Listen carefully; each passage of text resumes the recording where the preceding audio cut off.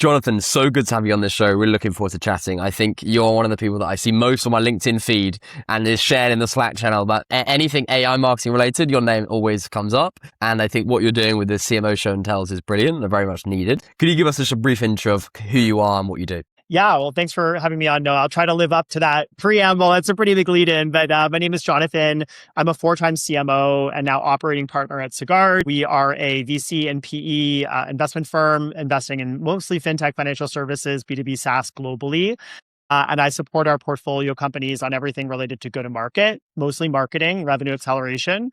And so I spent my entire career in marketing, mostly as a CMO and as an operator on the marketing function, but now support a fund as an operating partner, and I'm based in New York. Amazing. And I think if we could just start with more of like a really like macro high level view about AI and marketing. So, I mean, if you look at like the legal industry at the moment, you've got Harvey and Lagora and those tools which people are using, and you've got even these AI law firms which are kind of being rebuilt from the ground up, competing against these incumbents. Like, what's the macro view at the moment with AI and marketing? Yeah, I mean, I think it's probably similar as other functions where, we're 2, almost 3 years, I think, into the AI macro trend. Yeah. And I think we're shifting from, kind of experimentation to looking for P&L impact, right? So moving from like pilots to, can we make some profit off this? So I do think AI is being used and experimented on pervasively across the marketing function. I think across both AI native startups like are in my portfolio, but also incumbents. We have a lot of, LPs that are insurance companies or big banks that give us money to invest. And even they are obviously looking to use AI in their marketing functions as well. So I think we are, kind of in the second or third inning of the AI experiment. And where I'm seeing true impact is really around 2 vectors. The first is around cost savings. So things like creative production, improving the time and speed of content creation, video creation, editing, and versioning different types of ad assets. Analysis would be a second one where, paid media analysis, lead scoring, lead prioritization, suggested next best action. And then finally, I think workflow automation, right? So can we automate the research process? Can we automate compliance review? Those are kind of the main cost saving vectors. And on the revenue side, I think we're earlier on that. There's less stuff that you can point to saying, okay, this is AI related to revenue expansion. But I would say funnel conversion is an area. So ensuring that we've got, maybe an agentic SDR that can, convert a lead when they call us, even if it's overnight or, past closing hours. And then starting to see early shoots on things like cross-sell, upsell, next, AI recommending new products for people who are buying. And in terms of, because there's quite a few different areas there, everything from like the, helping with like editing, like creative output down to workflow automation. How should marketers or CMOs start to evaluate or work out which they should do first? Because I think there are so many different opportunities and sometimes it's a bit overwhelming about how on earth do you even start? So when you're consulting or giving advice, like what's your approach when you are speaking to a CMO for the first time? Yeah, I mean, I think you want to start with, I always like to ask, what are the annoying repeatable tasks you could do it? And, I think that's a really good way to start with both CMO, but even just their team, right? A lot of the best AI innovation I see hosting CMO Show and Tell, where we demo, AI use cases in marketing, is folks who are in, hands on keyboard, right? They're on the lifecycle marketing team, they're on the paid media team, they're in the creative team, and they're the ones that are saying, hey, if I'm making an ad, it takes me a lot of time to edit all these different videos on 30% off, 20% off, 15% off, and we're going to test to see which one works. Those people, asking them, like, in your workflow, what would you like to automate? What do you wish you could stop doing or do faster? Yeah. That's really where I would start. Things that you're doing often that take up a lot of time, energy, and resources. Amazing. And I also think that kind of like inverts almost sometimes one of the usual processes of the senior leader going, great, we've got this amazing tool, let's bring it in. But more, okay, I now need to almost scout out and do an analysis of all my employees' day and the way they work, which is going to be a bit intrusive, but is needed to then kind of feed up the product side. And for you personally, what are the areas, you mentioned a couple there, that you are most excited about that are changing marketing, you think, the most? Yeah, I mean, again, so back to where we're moving from an investor perspective is, a year ago, we wanted everybody to be experimenting and trying and seeing what could happen, run some tests, run a pilot. Now we're a year or two into that, and it's like, well, actually, okay, what is moving the needle from an impact perspective? How are we improving the bottom line? And, AI isn't free. Tokens aren't free. So, where we're really doubling down and being excited about is, okay, where are we, again, seeing P&L impact? So cost savings or revenue expansion. And I think where I've seen more of the movement, more of the success, more companies leaning into it are things like creative production, writing, video, ad creation, asset creation. I've seen some creative teams, they used to have to do a photo shoot every quarter to kind of create new ad assets. And, not they're going to do 0 photo shoots, but maybe they can do 1 or 2 and then, use AI for versioning or a more out there, photo shoot that they would normally couldn't have done before. Yeah. So there's a lot of cost savings attached. I am also seeing, things like smaller teams. So, AI native firms are doing more with fewer people. That's not to say there's no people, but, I think relative to where we would have been 5 years ago, I think the size of marketing teams are probably 30, 40% leaner because you're able to do much more enabled by with some very talented people behind it than you could 5 years ago. And I think on that point as well, like because team sizes are changing, also skills are changing as well, where, previously you might have, 10 people in influencer marketing, each with slightly different specialisms or, doing different outreach. And now one really good generalist with a good kind of grasp of the concept can do a lot of that work. Like, how is the modern marketer's skill set changing? Yeah. I mean, I think, what's really interesting is I think if you'd asked me that question a year ago, I think folks might have been like, oh my goodness, everything in marketing is going to change and you're just going to have these agents that are running the entire marketing department and maybe just one specialist that builds them. Yeah. And that's really not how it's baked out, right? I think really you still need subject matter experts, right? So even if you have an agent creating, let's say, SEO content or blog content, you still want someone who's built the agent and overseeing the agent that knows how to create content. And vice versa, if you have an agent that's doing paid media analysis between how much you should spend on Facebook versus Meta versus TikTok, you probably still want someone who's very good at paid media analysis, overseeing that, building the agent, QAing it, and then improving it. So where I see skill sets moving is you still have subject matter experts within the subfields of marketing. So you're still going to have a growth expert, you might have a brand expert, you might have a creative person, maybe lifecycle marketing, but those people are now going to be doing a wider swath of jobs to be done because they can. With an agent that they've maybe built, they can do more campaigns, faster analysis. And to your point, maybe you don't need 4 copywriters, maybe you need 1 or 2 that are really good and powered by agents, but they have to be very good and subject matter experts to be able to quality control and train things. And if what I'm not seeing is, some kind of AI engineer coming in and creating breakthrough creative with AI. That's just simply not happening. You need it. You need someone who's really good at making creative coupled with the tool. And I think it's also on that part. So it sounds like you need to have that base knowledge of marketing, but then also it's the people who are kind of intellectually curious and want to learn these tools that will really succeed within the teams.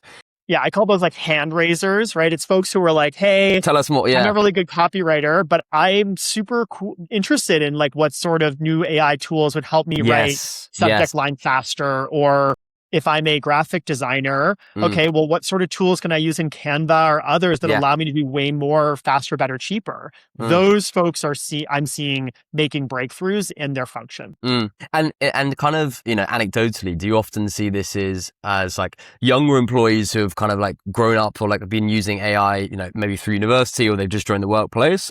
And do you think they're maybe meeting a bit of resistance with people who have been in the workplace for a bit longer? What's your take? It's interesting. I saw my niece last week in Toronto, and she's doing a summer internship. And so she's, I don't know, they were doing some event calendar or something. And she's building an agent to create the events and the schedule and this and that. And I was like, awesome. That's amazing.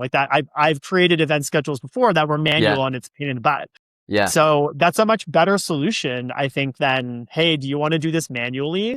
I honestly think the best combination is going to be the two of them, right? Like someone who can build these agents that's very familiar with the new tech, that's willing to kind of go in and try it and test it and build it, coupled with someone who's like, hey, by the way, I'll use the events example. Yeah. I've run 100 events.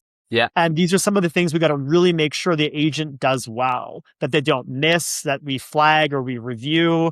Those two together, I think, is the best combo. I don't think it's let's throw out everything we ever learned and just look to AI. And it's not, well, we've been doing this way for 30 years and let's just keep doing it. It's definitely somewhere in the middle. 100%. And you've been a full-time CMO and now you obviously advise lots of different companies.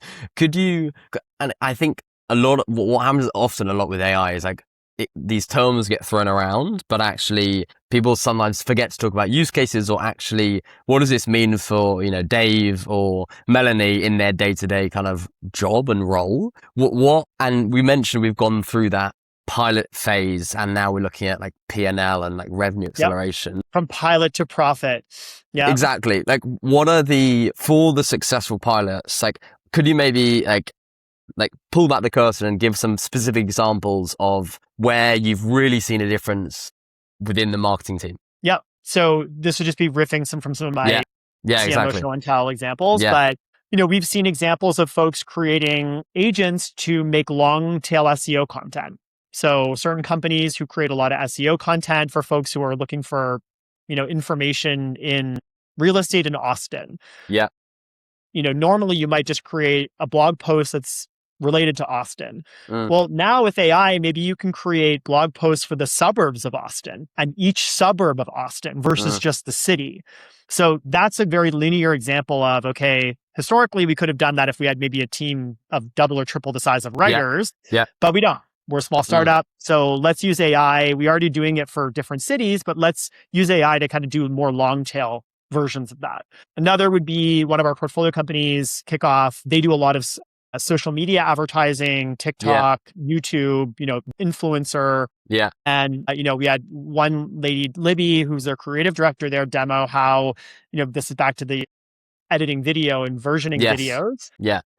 Often they want to test different offers to see what performs best. But that's a very manual process when you're editing video. Sometimes that could take up to 8 hours to do a bunch of different versions of the video. With an agent, they shoot the video and they have a creator create it, but then they can use AI to edit the video and version the video. And it shrinked it from, kind of an 8-hour process to maybe, 5, 6, 7, 8 minutes. So that's a material time saving of, video editing that normally would have been done manually. And, the other thing is, that's annoying work. Like who wants to go and sit and take 8 hours we're changing, the claim, but we got to go in and do it or maybe reshoot it. These are types of things that I'm seeing meaningfully move the needle. That's on the creative production side. And then on the analysis side, I am seeing a lot of things like recommended next best action. So tell us more about that. $10 million across Meta, Google, Facebook, and TikTok. Given the performance of those channels, you get a Slack message in the morning. You had an agent do some analysis for you saying, hey, it's 8:30 in the morning. You're logging in to do your work. These are the 3 things you probably should change today immediately. And, that is not something, a human could have done that, but were you doing that right at 8:30 or did you get to that at like noon? So these sort of kind of recommended next best action because of analysis is interesting. And the last bit I would say is, obviously there's early phases of things like agentic SDRs. So agents that would, normally, let's say a customer has to call somebody to sign up for a, demo or something. Well, if the customer calls and someone's available, fantastic. But what if they're not? And having an agent available to maybe process that lead immediately and actually start to convert that lead as opposed to, well, leave a message and we'll call you back after the weekend. The likelihood you convert that lead is really low. So using agents and AI, voice to try and convert some leads, I'm also seeing active. And in terms of those are like clearly all areas where there are clear impacts or results on the business. Are there any areas where you think, people are talking about, but you're maybe a bit more skeptical, or you would say to marketers, I wouldn't necessarily put your eggs in that basket? Yeah. I mean, the reality is where you're seeing impact is stuff that you're doing often, right? So, in the video editing example, when you're creating new video ads every single week for lots of channels, that's a great area for AI to help you speed up, do better, faster, cheaper. if, you're creating a Super Bowl campaign once, maybe once a year or once every 3 years, is that something you really want to lean AI into? Well, I don't know, because it's not going to be super iterative and it doesn't happen often. So, even the SEO example, that portfolio company, they create a lot of SEO content. They do a lot of writing. They're creating, dozens of articles a month. Okay, well, that's something that maybe if we throw AI against it, we can do that better, faster, cheaper. So I think the things that are repeatable, that are happening often, and back to that point of when you ask your team, hey, what would you love to remove from your workflow? Because it's kind of annoying and tedious. That's the stuff I'm seeing a lot of traction with AI and positive impact. Where I'm less excited is things that are one-off, super complicated, things that are nuanced that, you're trying to explain to somebody like, wait, what is that? How would that even work? I'm much more excited about things that are like, this is part of our workflow. Yeah. We know we have to do this and we have to keep doing it often. Let's start there. 100%. And I think it's also just like naturally leaning into like what humans are good at and what computers are good at. Computers are way better at analyzing data at scale. Humans are really good at finding a small thing in culture and linking it to a Super Bowl ad. So I think that's it's also a very helpful way for marketers to understand how to actually look at putting AI into their marketing team, of thinking, okay, what do we do the most often, the most common, and then going from there. So I really like that. And you've done a bunch of CMO shows and tells, everything ranging from, okay, these teams are leaner, smaller, and they're getting more efficiencies from having a small, lean team. Apart from like specific examples, what do you think is like the emotional sentiment around like AI from marketers? Because I think we've had a period where there was that backlash where it's about replacing jobs. Then also there's kind of new research which shows actually, what happens now is people are hiring more because they're unlocking new capabilities of what they can do with this extra time. So what are you hearing more on the emotional side from marketers? Yeah, I think, the reason I started CMO Show and Tell is, last summer I was kind of doing a listening tour with our portfolio company CMOs. And, the general consensus on AI was folks were they were excited, but they were overwhelmed, right? They're like, oh my goodness, this is really cool. And this is amazing opportunity, this new technology that we'd love to use. But like, how do we use it? Where do we use it? What tool?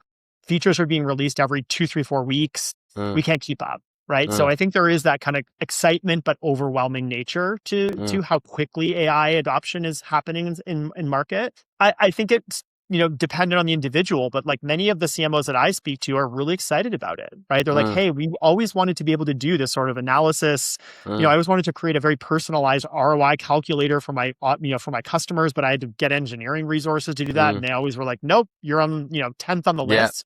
Well, I can just vibe code that myself now. So there's a lot of stuff that's opened up that I think is really interesting.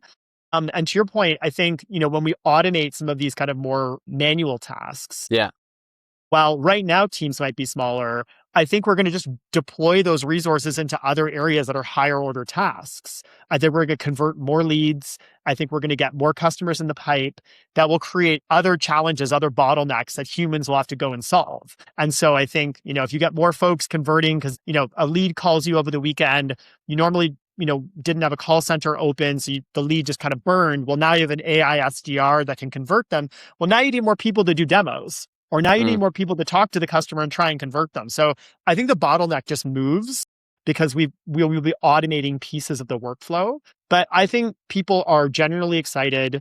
I think, I don't know a single copywriter that's like, oh my gosh, I wish I couldn't use AI to streamline writing this really boring thing I had to manually do before. Everyone's excited about it. I think it's just a matter of kind of what new tasks are going to be unlocked because of this new technology. And that I think is where I'm excited to see. Yeah, I also think the excitement comes from people who go, well, I can now finish work earlier on Friday because, this admin task has been taken care of. And you've talked a lot about kind of the successful implementations and those types of things. What happens when things go wrong? Because often, a lot of the time, sometimes I think people find it maybe difficult, or marketing in particular, I think has always had sometimes a difficult relationship with sales or the CEO. How do you make sure that when you're maybe bringing in new AI tools or you're doing an implementation of something that often takes a lot of collaboration, you need to set up like a marketing data warehouse, all these types of things. How do you make sure that goes right? And in the implementations which you're seeing go wrong, what's the kind of common thread? Yeah, there's a couple of things there. So the first piece is data, right? If you don't have connected data, you're not doing really anything sophisticated with AI, right? So, and that's just foundational. And I think, the best companies that I see using AI the best are, kind of more data connected firms that have already done the work to have a solid data foundation. Their data connects, it can speak. There's a feedback loop that they can learn and train their agents on. So that sort of infrastructure is important. And if you don't have that, you try to roll out something very sophisticated, you're going to need to start there. So that could be one component. I think the other piece is, kind of the fallacy of, I vibe coded this thing over the weekend and therefore like it's just good to go. Yeah. Well, that's actually not, it's going to take iteration, right? You built it once, maybe it creates an output. Well, was it perfect? Probably not. You got to test it, teach it, refine it. So I think there is an iteration component. That's why back to this piece of, well, if it has to happen once versus it happens 15 times, the 15 times thing I think is going to be better because you're going to be refining it as you go. So are people refining the outputs? And do you have, back to the subject matter expert, like human in the loop, like, is there someone that kind of knows this space reviewing it, right? So, do I see breakthrough copy being made by people who've never written copy before? Candidly, no. They're not great at reviewing. This is compelling copy. But copywriters who have been doing it for decades can quickly say, okay, we have these 15 suggested subject lines. This one's a good one. They can evaluate that better. So I think underlying data foundation, ensuring that you are iterating and improving the quality of the output and having a human in the loop that is a subject matter expert that can evaluate and quality control final outputs. No, 100%. That's where more of the success happens. If you don't have those, I can see it going a little bit more off the rails. Yeah, no, it's super, super clear. And actually, it's where companies that have had to have that data connected in the first place to deliver their service, I think are already kind of pulling ahead further than the ones where they didn't rely on that. But I also think, and I'd love to get your thoughts on this, I think there's a bit of a disconnect between what we see on LinkedIn and X, and sometimes and often the reality of marketing teams. Often a lot of the kind of core businesses in America, mid-market, who employ a lot of people, are the backbone of the economy and how they operate. Anecdotally, I was speaking to a VP of marketing and they still use Excel. They print everything off, they highlight things, and then that goes into, that's their version of something they do often. So, and I think you're probably one of those people who, on the one side, you're speaking to, people at 11 labs and you're doing CMO Show and Tells with very AI native or advanced marketers. And then on the other side, you're probably getting a lot of feedback from maybe CMOs who are at big businesses who make a lot of money, but then they have this sudden pressure from the board or CEO who maybe, have been, and maybe it's family owned or a legacy business. And they also need to start going, okay, how do we kind of emulate and copy some of these more AI native tech businesses to keep up? What are your thoughts on that? So you mean people trying to catch up to AI native startups, or what was kind of the... Yeah, so I think the main thing is do you think there's a bit of a disconnect between what we see on LinkedIn X and the realities of AI in marketing teams? And what would you suggest to the people who, because I think there's a lot of helpful advice here, but I think people still often struggle to know where to start. And that's what I'd kind of like you to focus on. Yeah. I mean, I definitely think there is a disconnect, right? I think when you take a look at what happens on LinkedIn or X, it's, someone sees a trend and then it's exaggerated, right? You end up seeing a lot of, 50 people write about it. And therefore you're like, oh my goodness, is this happening with everyone? Or, even like a CMO Show and Tell, I did a post on, there's certain teams that are sub-teams in marketing that are being run by one person with agents. But, on LinkedIn, you might be like, oh, now there's entire marketing divisions being run by one person. That's an exaggeration. And so I think you do see a lot of that in, because it gets clicks or, people get a little bit, over their skis, as we say in Canada, in terms of just kind of taking the trend a little too far. But I do think there is still movement happening, right? So I'll go back to the example of one person managing a sub-team of marketing with an agent. Yeah. On CMO Show and Tell, we had Nick from Profound who runs a podcast. And, it's not his only job. He's the founding marketing engineer of Profound. He's building agents all the time, but he also runs a podcast. And so he's built some agents to help him do the research, do the questions, do, cutting out clips following the podcast and posting them on social. And, 5 years ago, you would have had to have a team doing that, right? They'd be like, okay, an editor, maybe a copywriter doing some research and, crafting the responses. And Nick kind of oversees that. So he's running a sub-team, podcast sub-team himself. with one person and agents. But is he running an entire marketing department? No. Is it just seamless where, okay, every single person could go do that? No, Nick is very talented and he's really good at content creation anyway. So, there's a lot of caveats, I think, to some of the kind of noise in the space, but that's still material, right? Like 4 years ago, that was just simply not possible. So the space is changing, but I think how quickly it's changing, sometimes people get a little bit in front of themselves.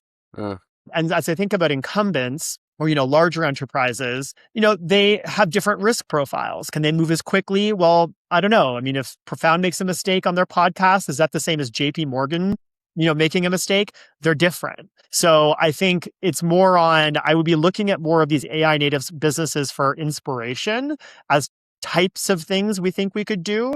But you need to execute it within the context you're operating in and the risk profile of the company that you work in. And I think also you mentioned Profound, who obviously help with kind of GEO stuff there. And there's so many different AI tools which so many different companies are using, and it feels like there's a new one every day. What are the ones which, maybe a list of 5 are you think the most helpful for marketers at the moment that they should be aware of? Yeah. I mean, so the baseline is Claude and ChatGPT. Right. So if you did a survey of, CMOs or marketers that are using tools, like those are by far the most. And the reason why is, you can plug in, now with Claude Cowork, you can connect a bunch of tools to these things, your Gmail, your email, and these pieces. It's just generally a co-pilot or an assistant helping you do a lot of your workflow. So ChatGPT and Claude, I think, are by and far, the standard, and maybe co-pilot in the, folks who are using the Microsoft ecosystem. So those general LLMs, I think, are by and far the most. And then you get into, as you said, the AI visibility GEO space, right? Probably the number one topic on CMOs' minds right now is AI search, because it is changing how consumers navigate information, discover products, research products, and how are you showing up in AI search? And that's different than SEO, it's GEO. And so the visibility tools like Profound and others, AirOps, these sort of things are important because they're new. And so they're a tool I think a lot of folks are using, both AI native startups, but also incumbents, to say, hey, we need to use this tool. How are we tracking it? Other things, like 11 Labs has been really good with voice and translation. So we've had them demo on CMO Show and Tell. Clay, they're really good with data enrichment and lead prioritization, and, kind of getting in front of leads in a better way using AI and data analysis. Yeah, I think those are the main ones. And then, of course, as you said, there's a bunch of image tools. They kind of tend to change quite a bit. But then ChatGPT rolls out some new image capability. And so I think the main ones I would say, though, are ChatGPT, Claude, the AI visibility tools, kind of the Profounds of the world. And then you got some long tail use cases across things like Clay, 11 Labs. Amazing. And if we could kind of look into you're a week in the life of you, and you spend how many marketers or how many CMOs do you speak to a week, roughly? I'm usually speaking to 20 to 30 a week. Amazing. And so if we took the last kind of month as a segment, what are the specific questions or concerns you're hearing from those groups of people? Yeah, a few, I would say. So I think one is, the questions around ROI on AI. Yeah. Right. So we are, 12, 18, 24 months into the experiments, and, the board, the CFO, they're starting to ask, okay, great. Well, this is costing you some money, or using a bunch of tokens. What are we getting out of this? And so there is a question around, okay, is my team using AI? Most CMOs teams are now starting to use AI to some capacity. But the question is, well, what are we getting for it? And is it really moving the needle, or is it a distraction? And I think, both of those can be true. Some areas are going to be distractions, and others are, okay, this is meaningfully different. This is great. So there's a question around, where should we be doubling down on AI to actually generate P&L impact? That's one major question. AI search is another major question with CMOs. So saying, my board member, my CEO can now type into ChatGPT, best bank in Toronto. And if your product comes up, fantastic. But if it doesn't, guess what? That's now on your to-do list of figuring out.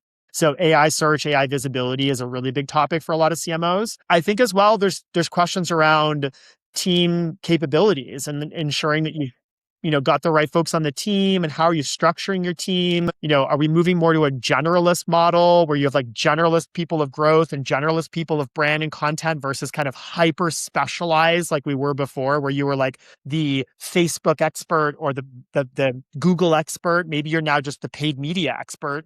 And what do you think on that? Do you think it is a model where, and obviously it depends, but like if you had to kind of bet now how that will change or shift over the next 2 years, like would you be angling more for the specialists or the generalists? Yeah, I think there's going to be more generalists within the sub functions. So I don't think you're going to have a just holistic marketer, because the jobs to be done of marketing are very broad. The type of person who's amazing at performance marketing and growth, systems, data, experimentation, incrementality testing is very different than the person who is a creative genius that has their sense on like what customers need and messaging. They're just different people. So as a result of that, I think there will be more generalists within the sub functions of marketing. So like growth, brand, maybe content or product marketing. Those will have more generalist profiles using different systems, crossing between the different sub functions. But that's where it will stick, I think. I don't think it'll just be generalist marketers enabled by AI. They'll stick within their sub-functions. And kind of like moving from like the amazing things that the kind of AI can do to help marketing teams, could you help us, like, are there any specific examples that, I think talk about the end result and like P&L? Are there any specific marketing campaigns which recently over the last 3 months, 6 months, you've really liked or enjoyed? Campaigns, interesting. Yeah. Because I think it's sometimes easy to forget the end product. Do you know what I mean? In a way where we speak all about these tools, but like, what is the end product? Yeah, I mean, for me, I'm always most excited in the impact that people are seeing, right? So I think you mentioned there was like an AI company, is it Legora or whatever? They had a campaign that I saw recently in Law. LA. Yeah.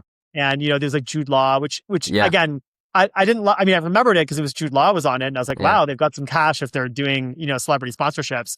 But it was unclear to me what value, aside from we've got Jude Law. Like, what do you do for me? Like, if I use your product, how are you better helping me do my job?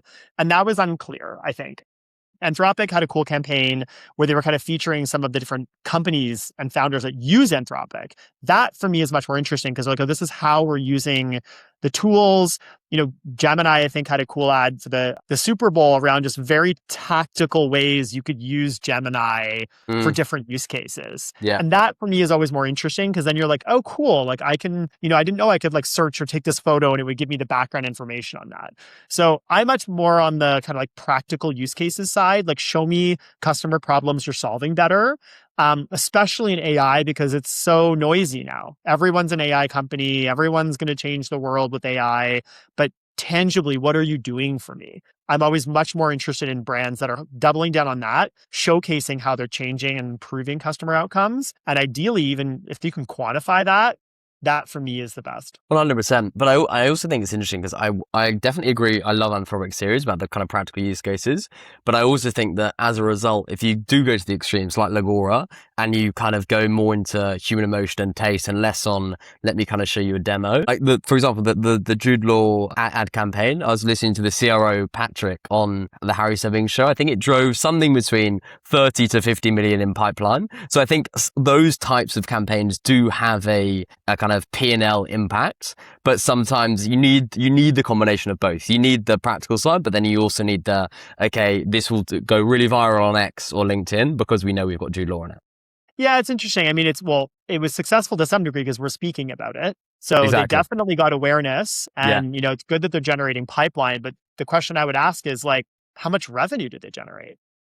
That's what I want to know, right? Like exactly. I want to know the incremental revenue generation versus the cost because, Jude Law ain't cheap. So, I just finished reading Ogilvy on advertising, which is, a book from David Ogilvy published in the 80s based off of like a lot of print advertising work he did in early TV in the 60s and 70s. And one of his sections that I kind of agree with is he's like, don't ever do celebrity advertising. And his take on it was, everybody always remembers the celebrity, but they forget the business. And I'm like, there's pieces of, I remember Jude Law, but I was like, wait, was it Legora? No. Anyway, it's always an interesting question, but I think interesting to think about. No, it is definitely interesting. I think the areas where I think it kind of works is if you're a brand which maybe isn't traditionally as sexy or as exciting.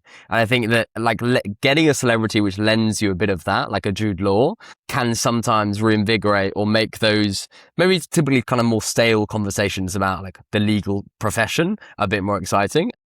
But it is a really interesting one.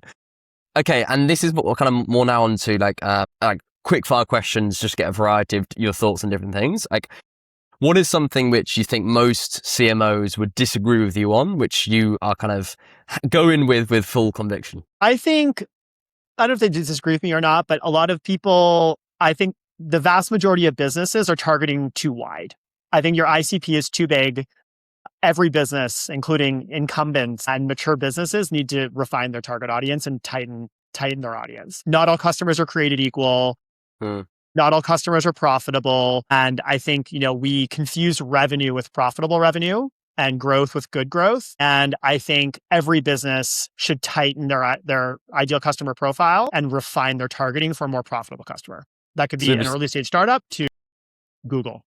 Super, super clear. And I think it's funny. And we're going through that exact process internally. So I think it's very clear. And then for you personally, can you give us 3 examples of where you get the best, most up-to-date AI marketing news? AI marketing news. So I am a big follower of just different people. I learn the most from the people who are building it. So Nick from Profound is like one of my go-tos. I'm just kind of like, okay, Nick, like, what are you building? Yeah. I am very active. So the marketing team at Wealthsimple, which is in our portfolio, they've been featured a couple times on our CMO Show and Tell for, the last one they were doing, chat GPT ads, and they built an agent to build the ads, Alana. They're doing Decagon with like a customer service agent with voice, and Phoebe had built, a Decagon agent for over a year and a bit. And then Jessica built Willow, which is kind of like an agent that can cross-sell and handle customer questions. So they're definitely where I learn a lot from. The folks who are actually building with the tools is where I find much more, the discussion we had earlier of, is it noise or is it real? It's the people who are building stuff that I pay attention to versus, some synthesizer or summarizer. I'm much more interested in the practitioners using AI.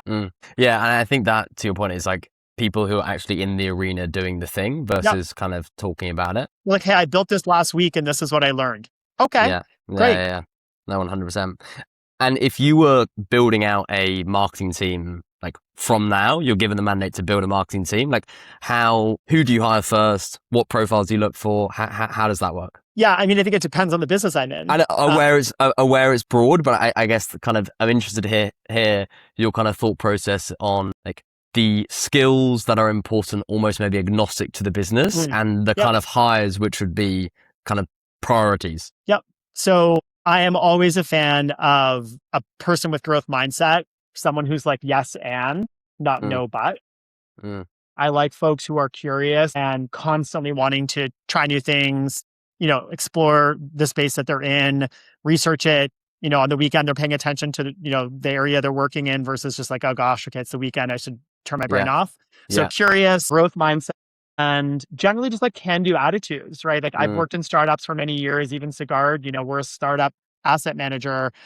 Scaling very quickly. And, the mindset of folks who work in startups or scale ups is very kind of hands-on growth mindset, positive attitude, and, willing to roll up their sleeves and get their hands dirty and try stuff. And it's okay if it doesn't work every time. That's okay. As long as we tried it and learned, like, let's keep moving. So those sort of profiles, curious, growth mindset, builders is really who I tend to gravitate toward. No, love it. And this is one of my favorite questions, but on your phone home screen, what are the apps that you can't live without? And this can be kind of work related or adjacent. And feel free to kind of show your home screen, but interested to hear. Yeah, LinkedIn is probably the app I'm on the most, which is like a sad and embarrassing realization. Yeah. I'm pretty active on the platform, and just, it's actually how I keep in contact with a lot of the people that I meet. As I said, I speak to 20 to 30 marketers a week. Yeah. And so as a result of that, like LinkedIn just happens to be a platform. It's like a CRM system for me effectively. Yes. LinkedIn, Instagram is definitely on there too, just because I think it's, as a marketer, obviously, am I just using this as an excuse? Sure. But like, I think you need to be caught up with kind of media and things that are trending. I'm also pretty active on TikTok. So that's another one that I would probably be active on. And then, I don't know, the New York Times, I guess. Those are probably the ones that I click the most. Yeah. Amazing. And are there any specific creators? So to kind of, give one example on TikTok and Instagram, Zoe Talks, who talks about kind of VC fundraisers and tech and AI. Like there's she was almost acqui-hired by Lightspeed VC to be. Yeah, I saw that. Yeah. Yeah, exactly. To be a kind of creator or spokesperson. And I think that you're starting to see that more happen with these, B2B or tech startup companies who want to have these media platforms. One of my favorite podcasts is the David Senra podcast, and Ramp sponsors that.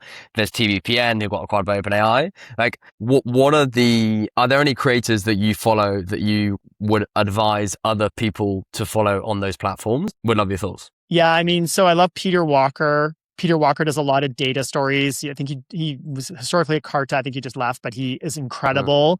Putting out data and information around the state of fundraising and, shares and, how much funding rounds you get per round and geography. So he's amazing from a data perspective. So Peter Walker. Elena Verna is amazing at growth. She's just I think the OG, growth person, growth hacker, but also she's hilarious. So that's a nice mix of, her memes are awesome, but informative.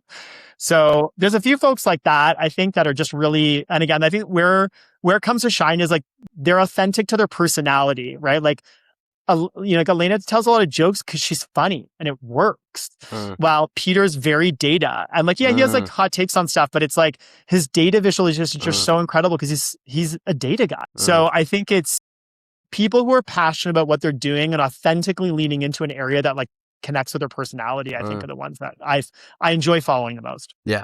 And if you could be CMO at any company, obviously you can't pick a portfolio company or somewhere you've worked before, which company would you pick and why? I think it would be cool to be CMO of one of the frontier models. I think it's a, AI, OpenAI or Anthropic. It's a race, Google has a lot of money. Gemini is existing distribution built in with Google versus OpenAI versus Gemini. I think that would be an interesting space because it's emergent. I like working on categories that are, changing the way consumers do things and better solving a consumer problem. When it's established and mature category, for me, it's a little less exciting. Those would probably be a cool opportunity. I wouldn't say no to that. And in terms of looking at, Anthropic, Gemini, OpenAI, what do you think they are getting wrong at the moment with their positioning or marketing? Yeah, I mean, I think, and this is changing because the category is maturing, but 6 to 12 months ago, I think they were really focused on discussing features and not benefits, right? I think they were just kind of assuming everybody knew they needed AI and they had to use AI and for what? And I think getting very tactical on these are the things you should use AI for. This is why this creates a better outcome for you, and not assuming that customers are going to take the time, energy to figure that out. So I think there's an element around end use cases. And then there's an element around making it really easy and turnkey, right? So the reason Amazon's amazing is because they had one-click ordering. You could order whatever you needed basically with one click and it would come to your door the next day. That's really, really easy. The reason Apple's amazing is you buy a product, you basically turn it on and it works. It was materially better than the 15, 20 minutes you were spending with your other devices trying to figure things out. AI, I think, needs to continue to push into how are you creating an easy end-to-end experience for the consumer that just improves their life easily? That I think is still in front of the technology, and they're getting there, they're making strides on that. But I think that's one of the areas. And to your point about people or following people who are in the arena doing the thing, I think I love following CMOs who are at these businesses experimenting. So the CMO at Chime, for example, I really enjoy some of his early interviews with OpenAI, kind of before a lot of CMOs were, doing that kind of thing, was brilliant. Who are CMOs in seat at the moment who you really respect and admire for experimenting with AI? I mean, the head of growth at Ramp is amazing. I've seen him speak. And, he's definitely a data guy. I don't know. I always love marketers that aren't from the marketing field. You can just tell they're you're an engineer clearly because of how your mind works. So his level of kind of experimentation and data analysis is really cool. I think who is the Monzo CMO in London, super creative. We, met a couple months ago, and like the campaign he just put out is amazing.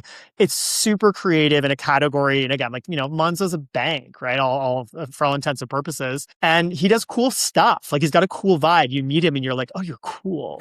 So I don't know, folks who are truly authentic to like their superpower, I always kind of get behind. And, that's really where magic happens, is when you identify your superpower and like double down on it and exploit it. And those are the CMOs I'm most inspired by, is people who you can tell they're in their groove and they're like doing the thing that they do best. Yeah. No, I love that 100%. And final two questions. The first being like, what is something that you wish I had asked you that I haven't? I think, one thing I just want people to not forget is, okay, we've got this AI macro trend and things are changing and we've got this new technology, but it's still the fundamentals that make all the difference in business. Like if you aren't doing the fundamentals of marketing correctly, it doesn't matter if you've used some agent or you've got some like long tail SEO article. Like it doesn't matter. The fundamentals are still the same. And back to this, the book that I read, David Ogilvy on advertising, what I thought was fascinating was 85% of his advice still holds, right? Like you need to really understand your customer, use research to, and data to determine what performs best. If you don't win on the headline, they're not reading the rest. So spend all of your time earning their attention on the headline. Like these foundational pieces stay the same. So don't forget the basics. Don't forget the foundations. Yeah, exactly. The kind of equivalent for me is like, if you've burnt your toast, it doesn't matter what you put on it. The toast is still going to be bad. It's the same principle. 100%. Yeah. Spend time on your toast. Exactly. It's meant, if you're just watching for one excerpt, spend time on your toast. And final question, who do you know in your network that you think would be a really good interview next? Simon Lejeune from Wealthsimple, who's their chief growth officer. He's a very good friend of mine. I hired him many years ago at Wealthsimple, but he's incredible. So if you could ever get him, he's pretty inspirational, amazing growth guy, amazing ideas on how to lead, a transformational fintech company. They're like the leading tech darling in Canada now. He'd be pretty good. Amazing. And is there anything finally you want to say to anyone listening, or any final bits? If you're interested in marketing, follow me on LinkedIn. I do a lot of discussion. So, and I'm curious if you have questions or you have topics you want me to chat about, I'm always open ears. I'm curious to know what folks want to know. So yeah, that would be it, I think. Amazing. And can you give us a teaser what you're doing on the next CMO Show and Tell? Yeah, I mean, it's always going to be demoing AI use cases. One of our portfolio companies that I'm trying to get on, they have this really cool, basically operating system, like they're AI native, all their data is connected in, and they basically have a chat interface where they're like, hey, I think it's Zoe is maybe the name. Tell me where I should be focusing my energy. And they're like, it can do like cohort analysis to say, this sort of user in this month, you might want to like try and target. Anyway, it's really, really interesting. So hopefully I can get them on the next session. Yeah. But stay tuned. We'll do it in the fall. Amazing. Well, Jonathan, thank you so much for coming on the show. It was such a lovely conversation. Awesome. Great to meet you, Noah. Thanks for having me.